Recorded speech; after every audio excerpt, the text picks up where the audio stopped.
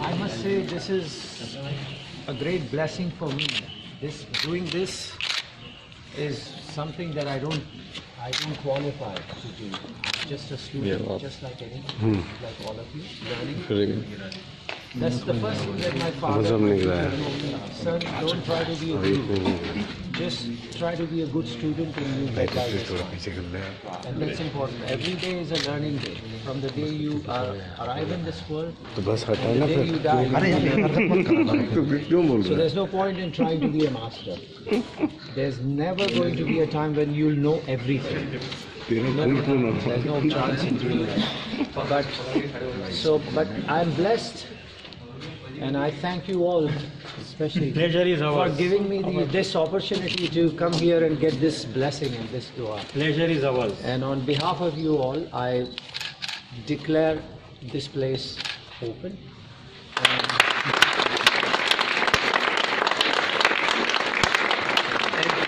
to further cement the opening, I'm just going to take this little already broken ribbon.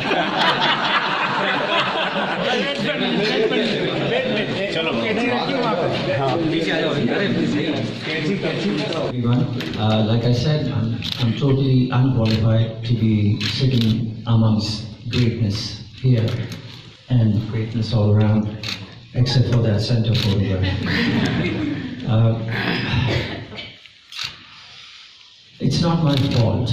Everybody's blaming me for that. I've done this, I've done that, I've done this, and I've done that. No, that has not happened. It's teamwork.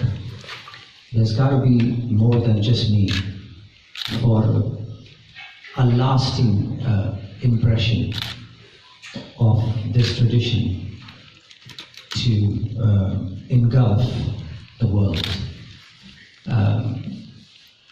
I just happen to be in the right place at the right time, and that's all it is. I don't consider myself, I'm a student. I'm still learning. And like I said outside, my father told me, be a student, don't try to be a master. And just remember that every day is a new learning. So that's important. And one thing that I've learned from learning is that the guru is also learning when he or she is teaching. And so the first student is the guru itself. And the next student is the iPhone.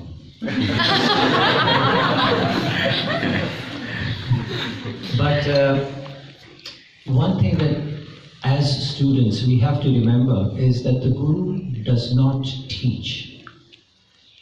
The student extracts the knowledge. That is a very important thing. You must inspire your guru to teach you.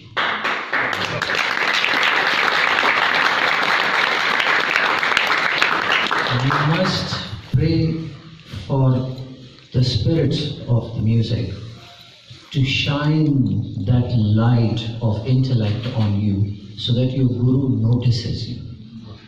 This is a very important thing. The reason I sort of started to notice that is because I used to sit in a room and I would be practicing, and my father, my teacher, would be in another room, you know, and I knew that I was practicing what he had told me to practice, and I was doing it as prescribed, and it was going on fine. But there was no reaction from him. The reaction came when I did something different with it. And when I added a little decibel or a comma here or dotted the T a little bit better, his ears, opened up, and he would look in and he would say, now do this, now try this, now try that, now one, and suddenly, like the dam would open and all sorts of information would come, so much so that it was like, enough already. So it's up to you as a student. It's known in the music world that the knowledge inside of the Guru is like a fast flowing river. And it's up to you to grab a cupful or a bucketful or a truckload of information out of there. It's up to you as a student. So never arrive thinking I'm going to sit here and my Guru is going to teach me something new every day. That's not what it's all about. It's about waiting for the right moment for the information to appear, because the Guru, when inspired, gives you that information. It happens because suddenly you and the Guru are on the same wavelength. Because you have inspired the Guru, you have done something that has plugged you into his mind and into his heart, and so you have become one. And when that happens, the knowledge flows, the transmission comes through, and it's up to you to grab as much as you can. And so try to achieve that, try to go for that. I played a concert with my father once in some place, I think it was in Patna. And we finished playing, and we got off the stage, and somebody came up to my father and said, "Khasa, you were fantastic today." It was at the Dasera festival in Patna, and I think we were in one of the stages, I think it was Patna Junction or something.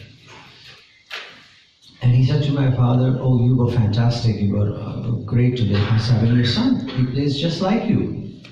What an amazing thing." And my father immediately said, "I hope he doesn't. He doesn't play like me, I hope he doesn't. He does something different." And then the man asked him why, and he said, "Because what I am doing is already done. And if he does exactly that, then he'll just be a carbon copy. And carbon copy gets thrown in the wastebasket. It's the hard copy that's kept." So I hope whatever I'm teaching him hopefully shows him some window through which he can look out and find a different light and a different way to speak the same language and a different way to tell the same story. We are not going to learn anything new.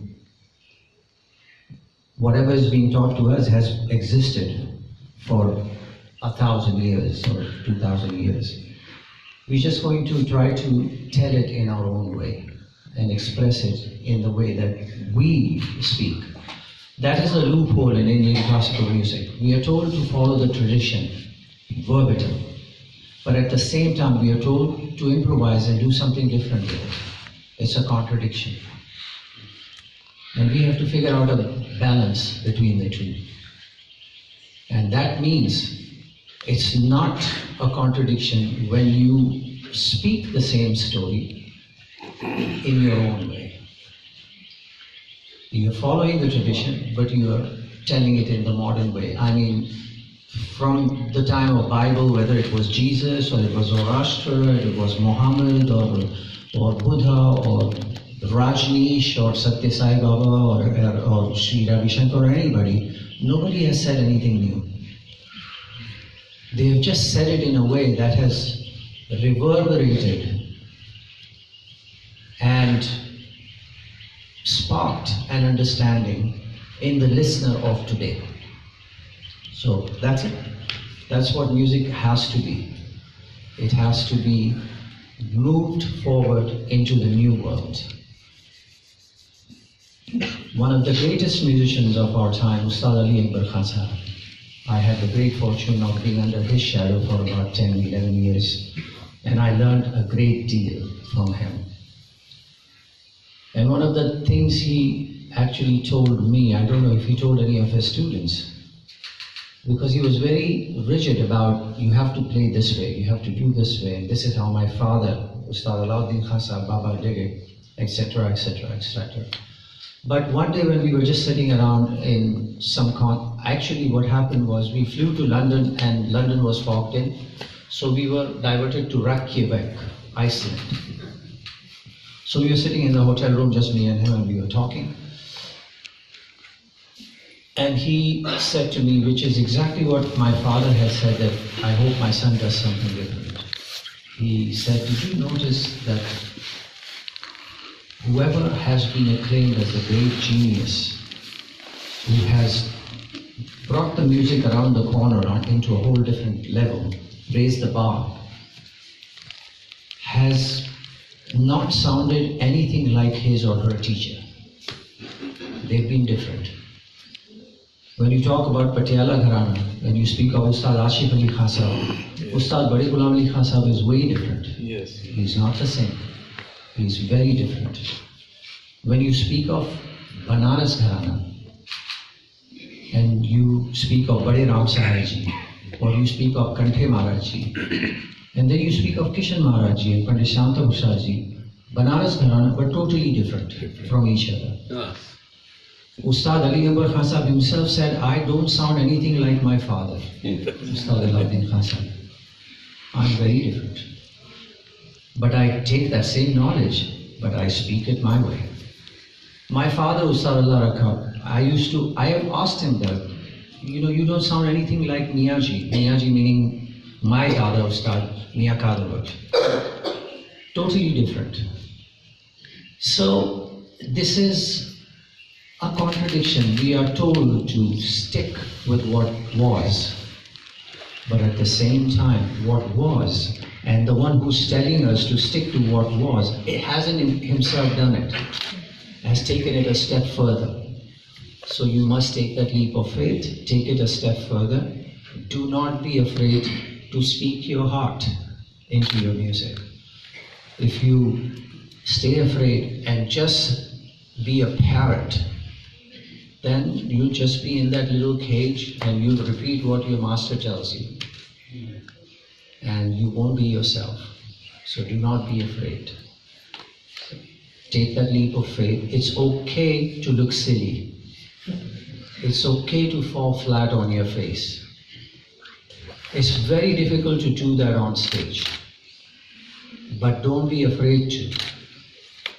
It's okay to fail. Because failure is the best lesson you can ever have. That's very important to know. And I've failed a zillion times, I tell you. It's a genius will be brilliant, incredibly heavenly, angel-like one day, and really bad another day. That will happen. And I have seen that.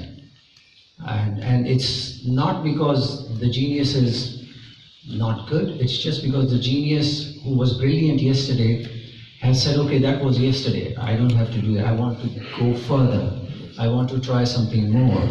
And on that day of trying something more, he just tripped and fell. It didn't happen. So he appeared bad. It's that attempt to once more reach for the heavens.